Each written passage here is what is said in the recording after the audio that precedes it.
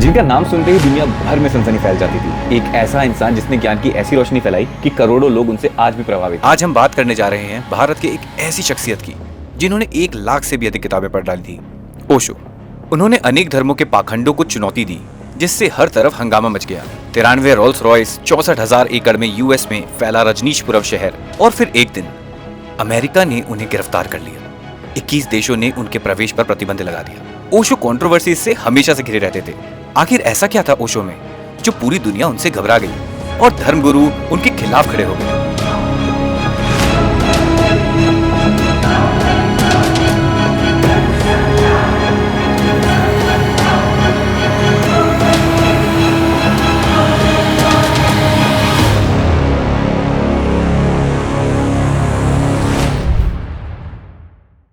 तुम अपने जीवन के मालिक हो।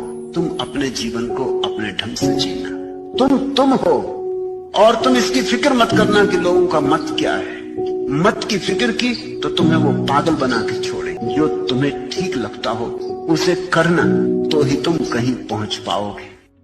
हेलो दोस्तों, मेरा नाम है राहुल आर्या और मैं आप लोगों के लिए ओशो की पूरी लाइफ को इस एक वीडियो में समेट कर लाया हूं। Osho was actually an OG influencer, क्योंकि वो उस समय की जनरेशंस को ही नहीं बल्कि आज की और आने वाली जनरेशंस को भी अपनी बातों से इन्फ्लुएंस कर सकते थे। तो जैसे गौतम बुद्ध और महावीर जी को ज्ञान की प्राप्ति लगभग 25-30 की वर्ष की आयु में हो गई थी, उसी तरह से ओशो की कहानी भी काफी हद तक सिमिलर है। लेकिन एक ट्विस्ट है, जहां गौतम बुद्ध और महावीर जी एक राजा के पुत्र थे, वहीं ओशो एक साधारण से मिडिल क्लास फैमिली को बिलोंग करते थे। जहां उनका जन्म 11 दिसंबर 1931 को मध्य प्रदेश के एक छोटे से कुचवाड़ा नाम के गांव में हुआ।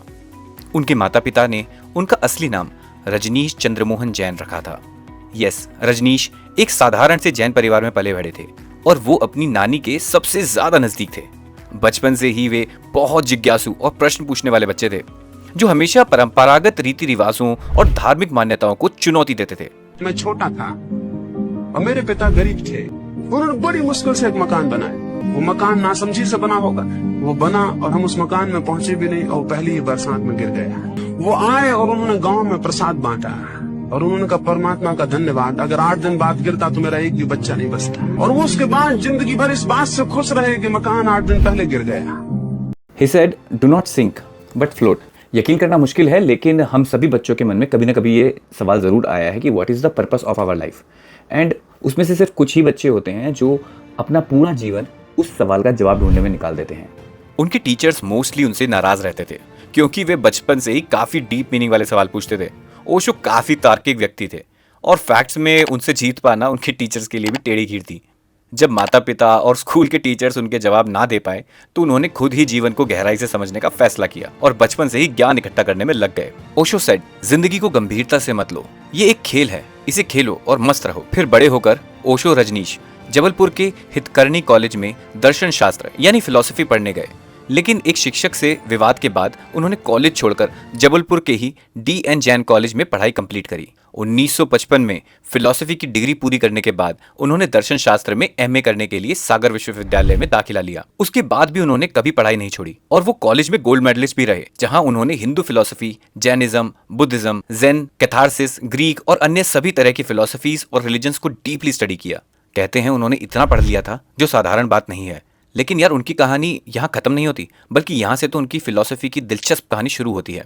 और कहते हैं कि 21 वर्ष की आयु में ही उनको ज्ञान प्राप्ति हो गई और उसके बाद तो सारे द्वार खुल गए। कॉन्शियसनेस बढ़ाने के लिए ओशो ने 18-19 साल की आयु में ही हजारों किताबें पढ़ ली थी। ब्रीथ कंट्रोल, योगिक, मेडिटेशन, हिप्नोसिस और भी सब कुछ। 25 साल की आयु से ही उन्होंने कई नए उपन्यास लिखना शुरू कर दिया था।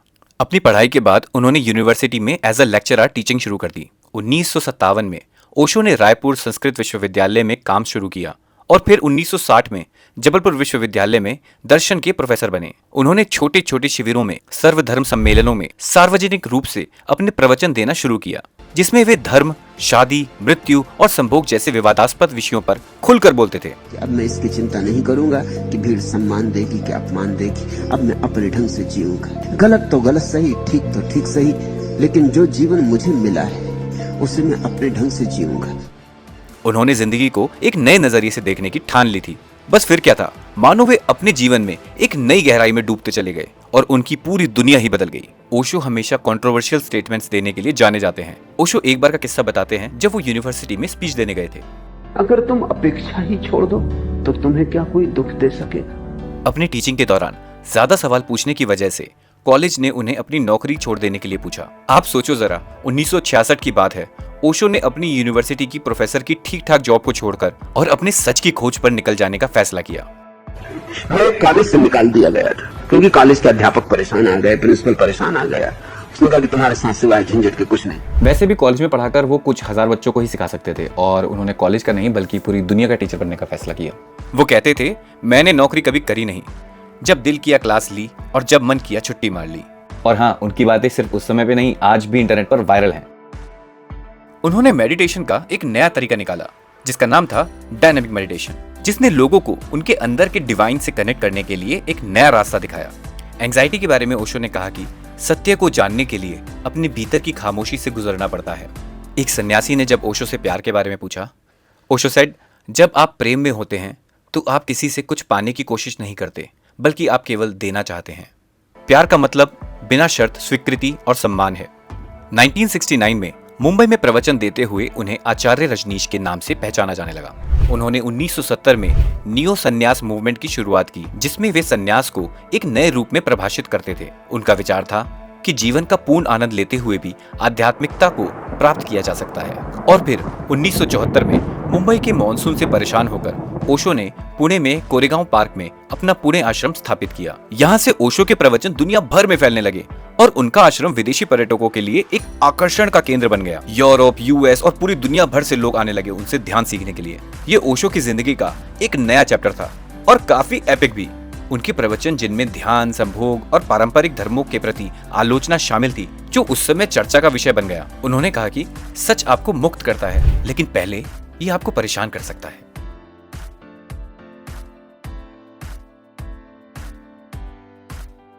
दूसरी पीड़ा पहले से बड़ी पीड़ा है। 1979 में आई ओशो की किताब संभोग से समाधि की ओर ने पूरे भारत में हंगामा मचा दिया। इसे कई लोगों ने अलग समझा। पुणे के आश्रम में कंट्रोवर्शियल थेरेपी और डायनेमिक मेडिटेशन जैसे उपचार चलते रहे, जिससे उनका आश्रम विवादों से घिरा रहा। ओशो सेड, अपने विचारों से ना लड़ें, उन्हें बहने दें। स्ट्रेस तब पैदा होता है जब आप विचारों के साथ जूझते हैं। हिंदी सिनेमा के उस समय के मशहूर अभिनेता विनोद खन्ना, जिनकी तुलना अमिताभ बच्चन से करी जाती थी, उनके सहित और भी अमीर लोग ओशो के शिष्य बने।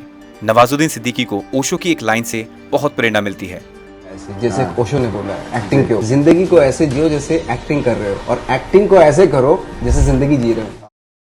और उनका सबसे ज्यादा कनेक्शन किसी इंसान से नहीं था, बल्कि उनका कनेक्शन सबसे स्ट्रांग हुआ एक पीपल के पेड़ से।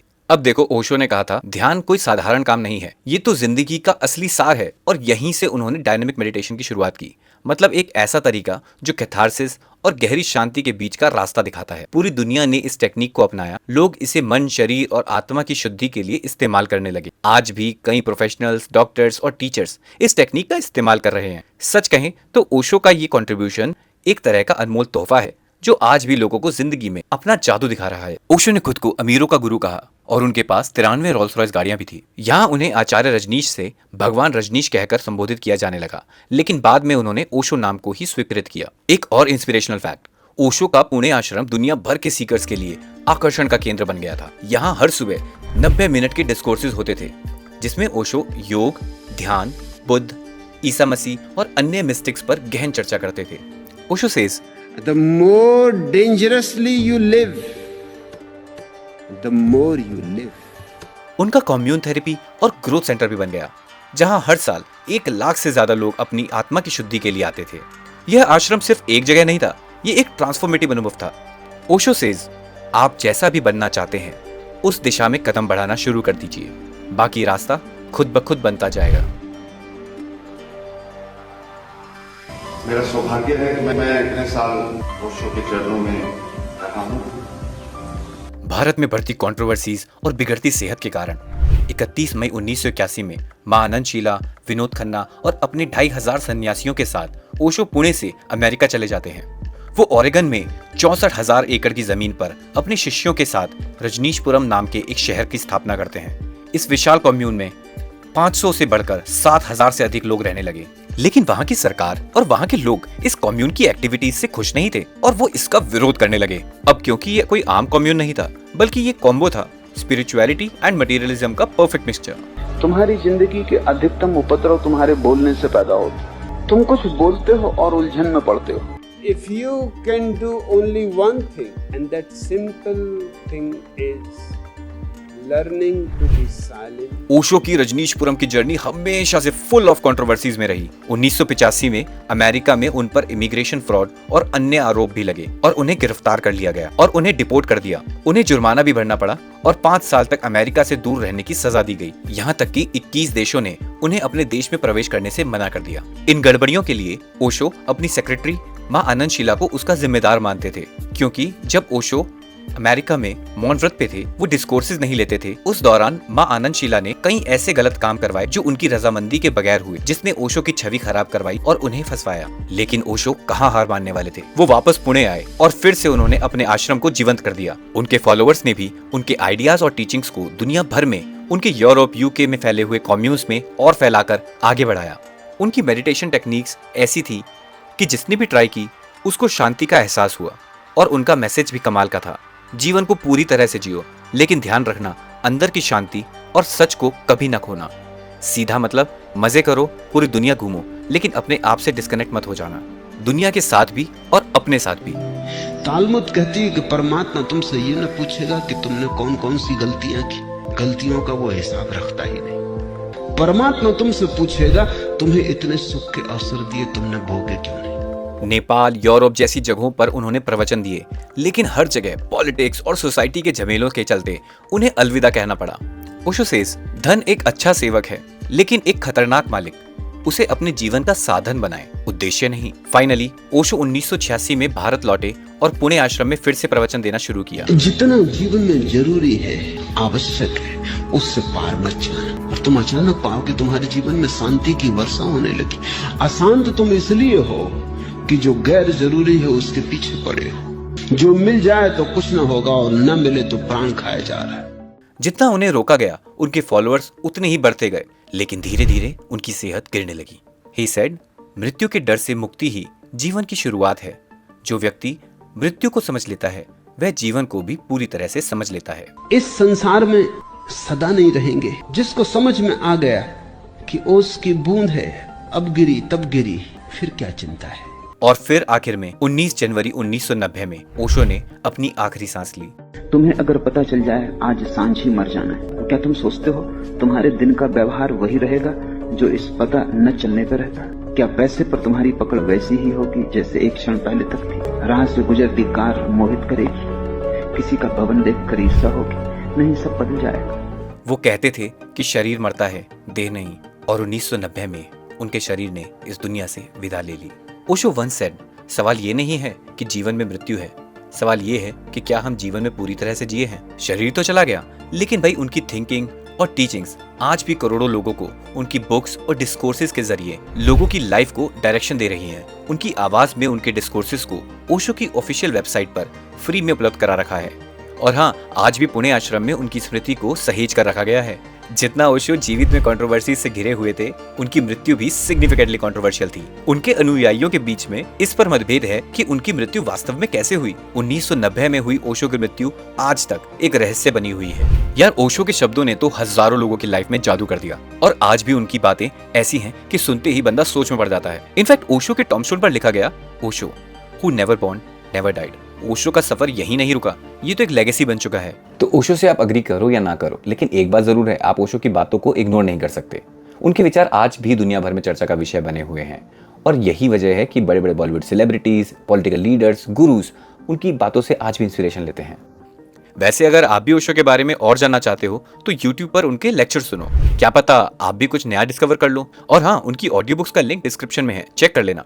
Thank you so much guys for watching this video. Comment में जरूर बताना कि आपका ओशो का फेवरेट कोट कौन सा है। और हाँ, अगर आपको ये वीडियो अच्छी लगी तो please subscribe to our channel, क्योंकि ये कंटेंट और ये वीडियो बनाने में बहुत मेहनत जाती है और आपके एक लाइक और शेयर से हमें बहुत मोटिवेशन मिलती है। और ये वीडियो शेयर करो एक ऐसे फ्रेंड के साथ जो ओशो को सुनता है। तब तक के लिए एंजॉय करो और मस्त रहो। And as Osho says, You should care only about one thing, that you are happy.